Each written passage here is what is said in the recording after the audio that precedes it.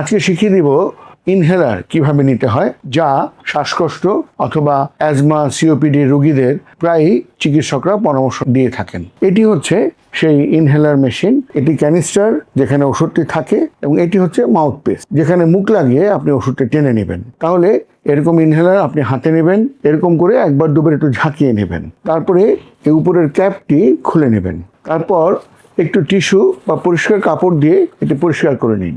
যদি প্রথমবার ব্যবহার করেন বা অনেকদিন মেশিনটি পড়েছিল ব্যবহার করেননি, তাহলে একটি চাপ দিয়ে নিশ্চিত হয়ে নিন ওষুধ বের হচ্ছে কিনা। আমরা যেমন পারফিউম বা সেন্ট নেই, এরকম চাপ দিলে ফুস করে ওষুধ বের হবে। এইভাবে নিশ্চিত হয়ে তারপর আপনি সোজা হয়ে বসুন অথবা দাঁড়ান। ধীরে ধীরে একটি দুটি শ্বাস নিন, শান্ত থাকুন। শেষে বুকটি একবার শ্বাস ফেলে দিয়ে খালি করে নিন।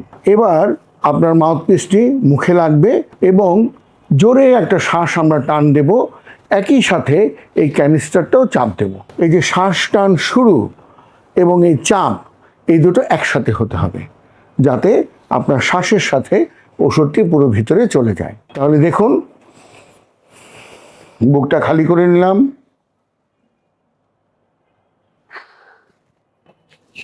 এভাবে একই সাথে শ্বাস টান দিলাম এবং চাপ দিলাম। শ্বাসটা ভেতরে যাওয়ার পর আপনি মনে মনে 1 থেকে 10 গুনবেন দ্রুত, অর্থাৎ 10 সেকেন্ড ওষুধ সহ শ্বাসটিকে বুকের মধ্যে আটকে রাখতে হবে। তাহলে 1 2 3 4 5 6 এভাবে। তাহলে আবার দেখুন, ঝাঁকিয়ে নিলাম, ক্যাপ খুলে পরিষ্কার করে নিলাম, স্বাভাবিক একটি দুটি শ্বাস নিলাম, শ্বাসটি ফেলে দিলাম,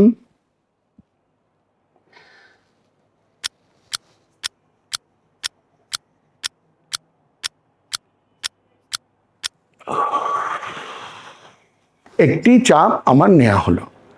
এরপর ডাক্তারের পরামর্শ অনুযায়ী যদি 2 চাপ থাকে তাহলে একইভাবে আপনি আবার 2 চাপ নেবেন, এবং সাধারণত এই ওষুধ ব্যবহার করার পর একটু গড়গড়া করে কুলি করে মুখটা পরিষ্কার করে নেবেন। খুব ভালো হয় যদি এইরকম একটি প্লাস্টিকের চোং, যেটাকে আমরা স্পেসার বলি, এটি দিয়ে আপনি নেন। কারণ অনেক সময়ই ওই যে চাপ দেওয়া এবং শ্বাস টেনে নেওয়া, এটি একসাথে আমাদের অনেক রোগীরা, বিশেষ করে শিশুরা, বৃদ্ধরা করতে পারেন না। তাহলে এটার কাজ কি?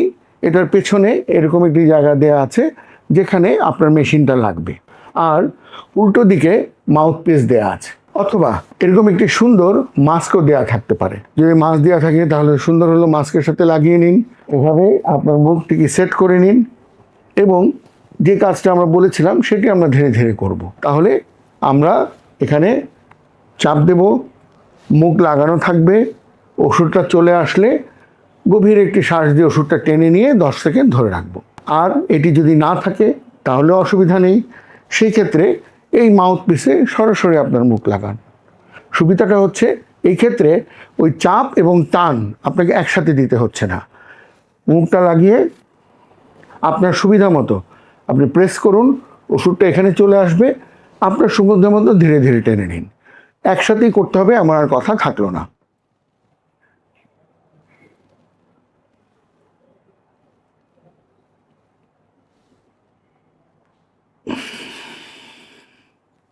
খুবই সহজ, আশা করি সবাই পারবেন। আরেকটি টেকনিক আছে যেখানে এই গ্যাসের পরিবর্তে ক্যাপসুলে পাউডার ব্যবহার করা হয়। তাহলে এরকম একটি ছোট্ট মেশিন থাকবে, তার ক্যাপটিকে আমরা খুলে নিব এবং মেশিনের অনুযায়ী আপনারা শিখে নেবেন যেখান থেকে কিনবেন। এটা খুললে এরকম ক্যাপসুল ভরার একটি খাপ থাকবে, তখন সেখান থেকে আমরা ওষুধের ক্যাপসুলটা নিয়ে এটার মধ্যে ভরবো, এবং ক্যাপসুলগুলো সাধারণত এরকম ট্রান্সপারেন্ট বা স্বচ্ছ হয়, ভিতরে পাউডার দেখা যায়। ক্যাপসুলটা এভাবে ভরলাম, বন্ধ করলাম, পাশে সুইচ থাকবে, সুইচ চাপ দিলে ওই ক্যাপসুলের ভিতর ফুটা হয়ে যাবে। আর কিছুই না, একটি দম ফেলে বুকটা খালি করে নিব। আমরা যেমন কোক বা পেপসিতে বা যে কোনো পানীয়তে পাইপ দিয়ে যেরকম করে টান দিই, সেরকম এই অংশটুকু মুখের ভিতর ঢুকিয়ে জোরে একটু শ্বাস টান দেব, তখন শ্বাসের সাথে এই পাউডারটি ভিতরে গিয়ে আমার শ্বাসকষ্টকে কমিয়ে দেবে।